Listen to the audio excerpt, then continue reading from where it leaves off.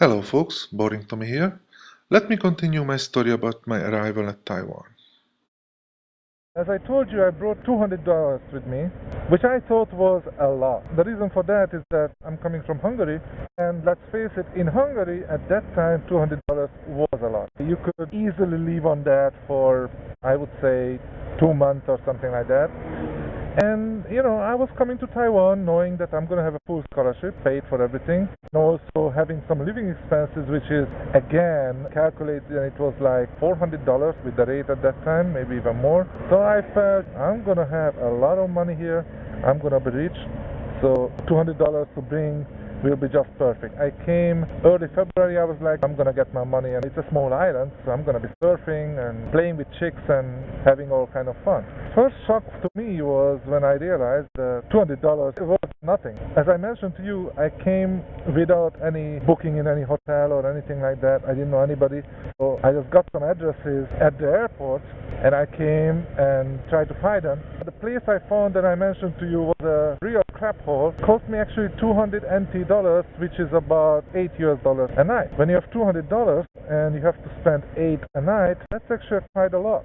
It was funny when I arrived, it was already dark, and Taiwan is not really famous for being very nice and organized and easy layout. And at that time there were even some construction working done over there, so it was very hard to find my first hotel. I thought that I arrived in Taipei because that's indicated to Taipei. And when I get there, I'm looking around, I'm like, it doesn't look like a city, what's going on? And they told me I have to get onto a bus, and it's gonna go to the train station. So I was like, okay. And I'm getting onto a bus, and it's going and going and going for 40-50 minutes, partially obviously on the highway with nothing around, and I was like, something is wrong. Later I learned that the actual airport in Taiwan is not in Taipei, but in another city called Taoyuan. I was looking for the train station, and guess what? We just go, and I couldn't see any trains, anything even remotely resembling a train station. Then said, okay, we're here. So I'm getting off, and I still don't see any trains. I don't see any tracks. I don't see anything. So I really thought that I was at the wrong place.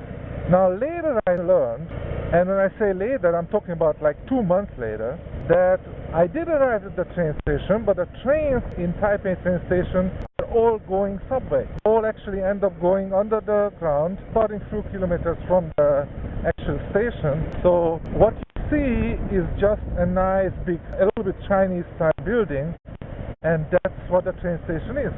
And if you really go inside, you can buy the tickets and everything, but there are no trains. You cannot see any trains anywhere. So I got there, and I didn't know anybody.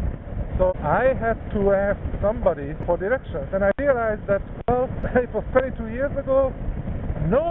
Practically nobody spoke English. I tried to talk to 5 different people, and just blank stare at me. Anyway, I found a guy. I was just wandering on the street, and there was like a little shop, and I had like a little drawing of a map where I have to go. So I show it to this guy, and he just simply shows me, okay, follow me. He didn't speak English, even one word, but he just showed me to follow him. We started to walk, and we were walking and walking and walking for, I don't want to lie to you, but it was at least 25 minutes. At which point I really started to believe I might be kidnapped. Then we got there, got to somewhere, he stopped at a place, and he points at the building, and he walks away. And it turned out that that was the place where I had to go. He just simply took me there without a word, but it was like 25-30 minutes walk.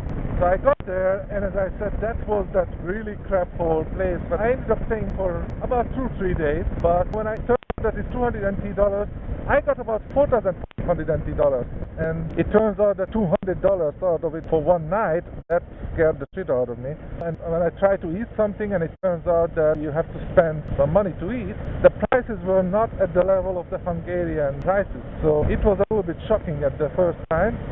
I continue in my next video, and I let you know how I still managed to survive, because as you can hear, I'm alive and kicking. I didn't start that. That's it for this, and we talk later. Bye folks.